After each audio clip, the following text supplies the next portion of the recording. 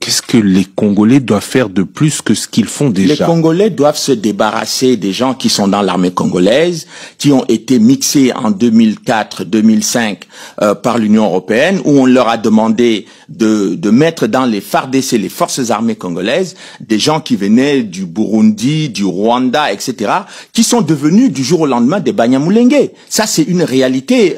Moi, j'ai découvert ça d'ailleurs dans les rapports de l'Union européenne. Oui, mais les Banyamulenge se considèrent comme Congolais d'origine. Vous avez des Banyamulenge historiques et vous avez des Banyamulenge de circonstances. Vous y consacrez même un chapitre. Bon, j'ai découvert par exemple, et ça c'est pas moi qui le dis, et ça devrait être l'objet d'un débat national au Congo. Je découvre par exemple que Laurent Nkunda, dont on parlait tout à l'heure, qui était devenu une célébrité, une star, chef de guerre, criminel de guerre au Congo, courtisé par Monsieur Obasanjo, Louis Michel et tout le petit gratin de la politique internationale. Eh bien, un rapport de 10 pages de la MONUC dit que Monsieur Laurent Nkunda n'est pas congolais. Il est rwandais. Il est rwandais et c'est pour cette raison qu'il est rentré chez lui. Et comment il est devenu congolais? Monsieur Laurent Nkunda était sergent dans l'armée rwandaise, il se retrouve général dans l'armée congolaise sur la base, le fondement d'un décret de Joseph Kabila, lui-même étant issu de l'armée rwandaise, mais tout cela est quand même terrible pour les Congolais.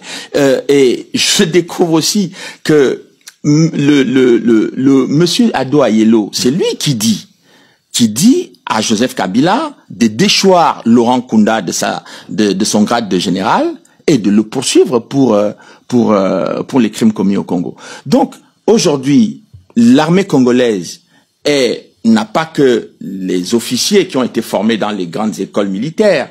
L'armée congolaise a aujourd'hui dans ses rangs des gens qui sont des parfaits criminels de guerre et aussi des gens qui viennent des pays dont on ne sait exactement pas d'où ils sont originaires. Donc, cette situation dramatique que vit l'armée congolaise rend l'armée congolaise inefficace dans ses opérations.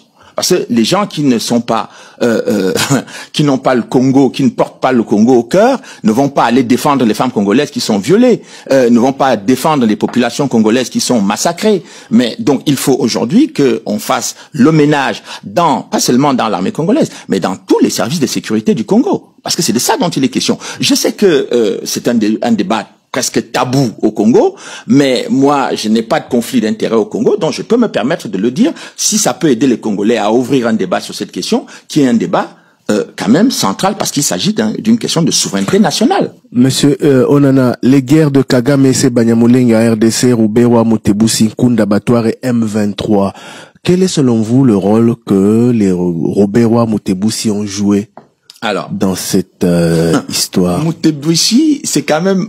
non, Ruberwa d'abord.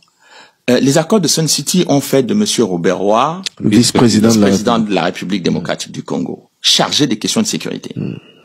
Et Monsieur Ruberwa, pendant cette période-là, à aucun moment, c'est-à-dire qu'au moment où les gens de l'Union européenne considèrent, enfin, les hauts fonctionnaires de l'Union européenne considèrent que Monsieur Laurent Nkunda et Mutebusi sèment la mort en République démocratique du Congo, le vice-président chargé de la sécurité, issu d'un mouvement rebelle, le RCD, qui se dit Banyamulenge, n'a jamais arrêté ces gens ou n'a jamais fait diligenter des enquêtes pour identifier les crimes qui ont été commis par ces personnes.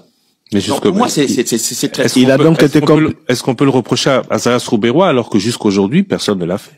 Non, mais écoutez, si on met tout le monde sur le même pied d'égalité, on dit tel n'a pas fait... Non, Monsieur Ruberwa était au pouvoir au moment où les crimes les plus atroces se commettaient au Congo. Oui, mais... Bon, attendez. Oui, l'histoire retient aussi, et c'est pour ça que le M23, la première crise du M23, et c'est ce que la première crise du M23 a mis au jour, que de cette fin de guerre, après l'accord de Sun City qui a fait du 1+4, plus les élections de 2006 et autres, tout ce temps-là, l'armée rwandaise est restée maîtresse de l'Est de la République démocratique du Congo. Alors, est-ce qu'un vice-président, fût-il responsable de la sécurité dans un pays qui savait qu'il était en intelligence, on va dire. C'est aussi ce que vous disiez à l'époque. Avec le Rwanda, pouvait se permettre pareille enquête. Alors ça, c'est... Vous posez là une question qui mérite un débat national.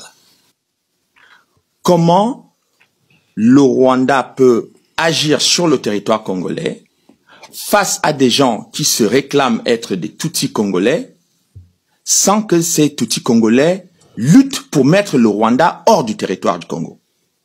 Comment peut-on accepter que des gens qui disent qu'ils sont congolais, eh bien, laissent des gens qui se disent eux-mêmes Tutsis congolais massacrer les Congolais qui ne leur ont rien fait? Mais